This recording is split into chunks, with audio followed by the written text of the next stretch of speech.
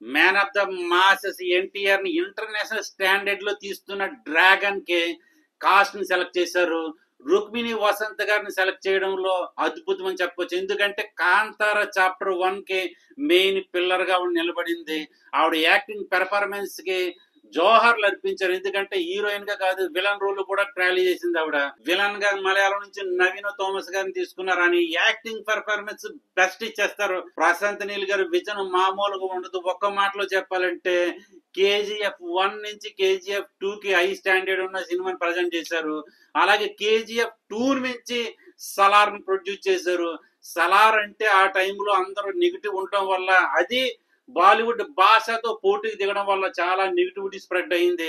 బాలీవుడ్ వాళ్ళు ఎంత negativity spread చేయాలో అంత నెగిటివిటీ స్ప్రెడ్ చేసేస్తే మన తెలుగులో తెలియంది ఏముంది, ఆ నా హీరో గొప్ప, నా హీరో తురుము, నా హీరో తోపు అని చెప్పేసి సలార్ని మన వాళ్ళు కూడా డౌన్ చేయడానికి చూశారు. కానీ సలార్ అంటే ఒక పాయిజన్, స్లో పాయిజన్ లాగా అది ఓటీటీలో 2.5 సంవత్సరాల నుంచి టాప్ 10 లో ట్రెండ్ అవుతుందంటే, ఇప్పటికీ కూడా మనం టీవీ ఆన్ చేస్తే సలార్ క్లిప్ ఏదైనా కనపడిందంటే డెఫినెట్లీ క్లిక్ చేస్తాం. రెబల్ స్టార్ ప్రభాస్ అంటేనే ఒక ఎమోషన్, ఒక వైబ్రేషన్, ఒక ఎలివేషన్.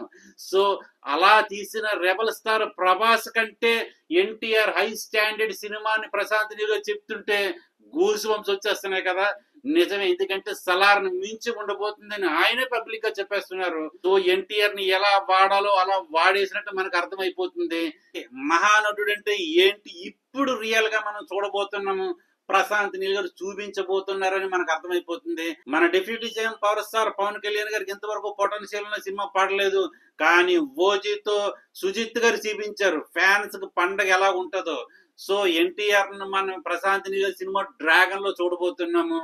ఈసారి కలెక్షన్స్ నా భూతో నా భవిష్యత్తు అంట. ఎందుకంటారా, బాలీవుడ్ లో ఆల్రెడీ త్రిబుల్ ఆయనకు ఒక మార్కెట్ ఉంది, ఒక ఇమేజ్ ఉంది.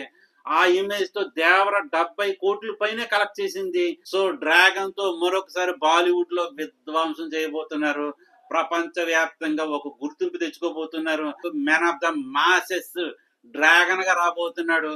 దాన్ని డైరెక్ట్ చేయబోతుంది ఒక కేజీఎఫ్, ఒక సలార్ డైరెక్టర్. ఫ్యూచర్ లో ఇండియన్ బెస్ట్ డైరెక్టర్ నెంబర్ 1 గా స్థానం సంపాదించుకోబోతున్నారు. అఫ్ కోర్స్ రాజమౌళిని దాటి వెళ్ళడం కష్టమే, కానీ man of the masses dragon 1 year లోనే 2 పార్ట్లు కూడా రిలీజ్ అయిపోతున్నారు అంటున్నారు. అంటే 3 months గ్యాప్ లో 2 పార్ట్లు రిలీజ్ అయిపోతాయి. సో అలా ఒకే ఇయర్ లో 2 సినిమా రిలీజ్ అయ్యి నెంబర్ 1 స్థానంలో బాలీవుడ్ భాష షారుఖ్ ఖాన్ గారి ఉన్నాయి. ఒకటి పఠాను, 2 జవాను. 2200 కోట్లు కొట్టింది ఆ 2 సినిమాలు కలిపి. అలాగే మ్యాన్ ఆఫ్ ద మాసెస్ 2 పార్ట్లు ఒకే సంవత్సరంలో రిలీజ్ అయిపోయి 2000 కోట్లు దాటేస్తే ఆ రికార్డు నా భూతో నా భవిష్యత్తు అని ఇంకెవరు కొట్టలేని విధంగా నెలకొల్పబోతున్నారేమో చూడాలి. మరి ఇదే ఎక్కడికి. మరి నా రివ్యూ నచ్చితే లైక్ చేయండి, షేర్ చేయండి. గూసం కలెక్షన్స్ కోసం మన ఛానల్ సబ్స్క్రైబ్ చేసుకోండి.